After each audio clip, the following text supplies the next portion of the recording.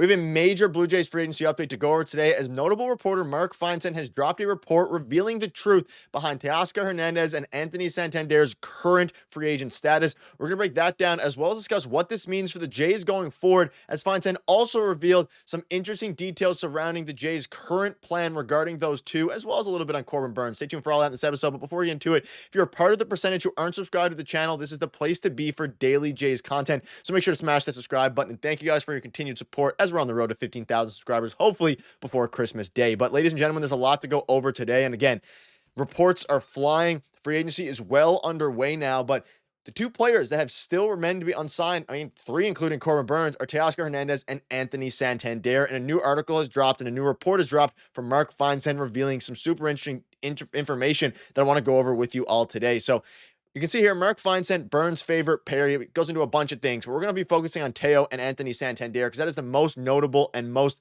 important for the Jays at the moment, of course, alongside Teoscar. Or alongside Corbin Burnes, sorry. So the first thing I want to go over here is that Teoscar Hernandez is seeking a 3-year deal in the $22 to $24 million range per sources. So we're going to start with that. Now, we knew that heading into the offseason that Santander, that Teoscar Hernandez, they were going to be seeking a large sum of money, but 22 to 24 million is about where I expected, maybe even a little bit less for Teoscar Hernandez. And as you look at some of his projected contracts, some of them are saying 25 million AAV. We've heard some reports coming out, and reports come out that he was looking for a 4 or 5 year deal. Obviously, Santander wanting a 5-year deal, Teoscar wanting a 4-year deal. But as you see here, the truth is he's only seeking a 3-year deal in the 22 to $24 million range, which means if you are the Toronto Blue Jays, give him that money. That's only a 3-year, $66-ish million deal, similar to the Chris Bassett contract they signed back in 2021 for what it's worth. But they got to, if you're the Jays, you absolutely do this deal. Now, again, let me know down in the comment section if you were expecting more. Again, reports are coming out that everybody thought that Teoscar would want a 4-year deal, but it's actually a 3-year deal. And again, 3-year deal in the 22 to 24 annual range. Also says the Red Sox are in on Santander. Gave some Santander things, but the Jays, he links the Jays. So according to Hector Gomez as well, who's come out, he said that they're looking for a 3-year deal linked to Red Sox, Phillies, Yankees, Jays, Dodgers, and Red Sox. And the Reds as well, apparently. So you're looking at this and you're thinking, it's very intriguing to me now because it's a bit cheaper than I thought. We were thinking $80-90 million contract. For Santander, I think he's seeking a 4 or 5-year deal worth upwards of $100 million or more in a 5-year deal. So if you're kind of comparing apples and oranges here, you got to go with Teoscar Hernandez. And I've been a big Anthony Santander guy, which we'll get into in a minute here. But that's a very interesting note. As you look at what else he has to say specifically regarding the Jays, the question was, there was the thought that slugging corner outfielders Teo and Santander would sign quickly after, of course, Juan Soto came off the board, but it hasn't happened yet. What's your read on the markets? And Feinsand said it made sense that both Teo and Santander would have moved quickly when Soto signed, but their markets have been slower than expected.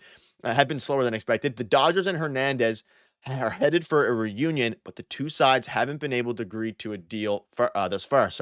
That opened the door for other teams, the Jays and the Red Sox, to jump in the outfielder who was seeking that deal. So basically, he wanted to become a Dodger, he wanted to re-sign with the Dodgers, but at the moment, the Dodgers obviously don't want to give him that deal, the $22 to $24 million deal. I think they're offering him, we'll get into that in a little bit later, a 2-year deal at the moment, not a 3-year deal.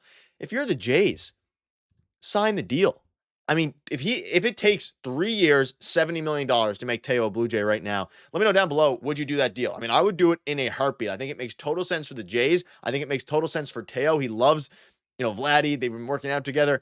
I think I'm starting to come to terms with the fact that there's a good chance that he becomes a Toronto Blue Jay. And this report that dropped late last night is super interesting because now you're at the point where you don't even have to spend a ton of money or give him a ton of term because he is older. He's 32 years old, whereas Santander is entering his age 30 season.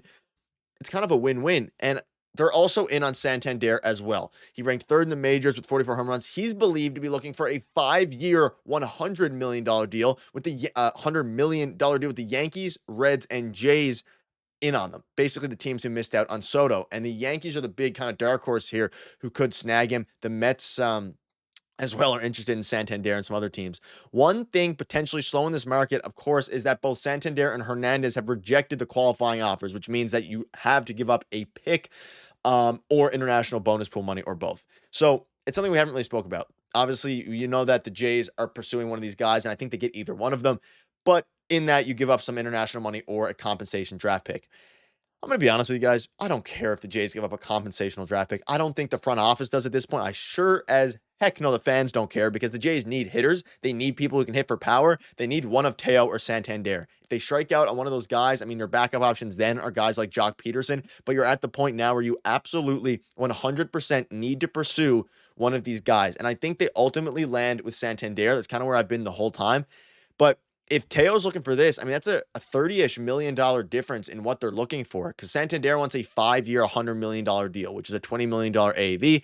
Teo wants a $2 to $4 million AAV higher deal in a shorter term. And I think if you're the Jays, the shorter term might even make some more sense. You don't lock down your future fully because you don't really know what's going to happen beyond years 2 to 3 with Vladdy, pending, free agent. You also have, of course, Bichette, a pending free agent. So it's very intriguing. You have Red Sox fans, you have fans of the Red Sox coming out and saying, get this done now. I think it's at the point where most teams you'd think would have hopped on this if it was as simple as a 3-year deal worth $66 million, whatever it may be. So that's where it's a little bit concerning for me why the Jays haven't done it yet, because I would assume something is holding it up. And I think ultimately there's probably multiple teams with similar offers out for Teo. If you have to give him 3 years, 70, maybe push up an extra $4 million total, extra million bit of AAV a year, I'd go for it. That being said, I do think he wants to return to the Dodgers. He said how much he loved the Dodgers. And of course, he had the best season of his career with the Dodgers last year, won the World Series, and he has so much protection there.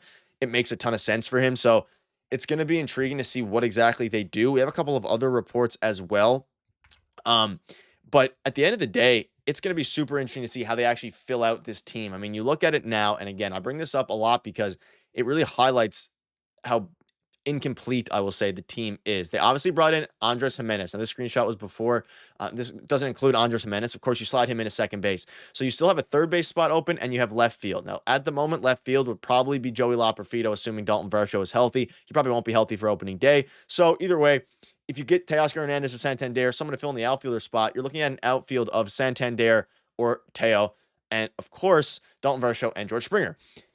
It helps. It definitely makes everything look a little bit better. And as you start to look at things like this, and you look at Teoscar Hernandez, you look at Anthony Santander, I mean, if Teo wants less money, he wants less term, he wants a less risky contract, you got to start and you got to believe that the Jays are going to be all in on this deal. And I think they will be.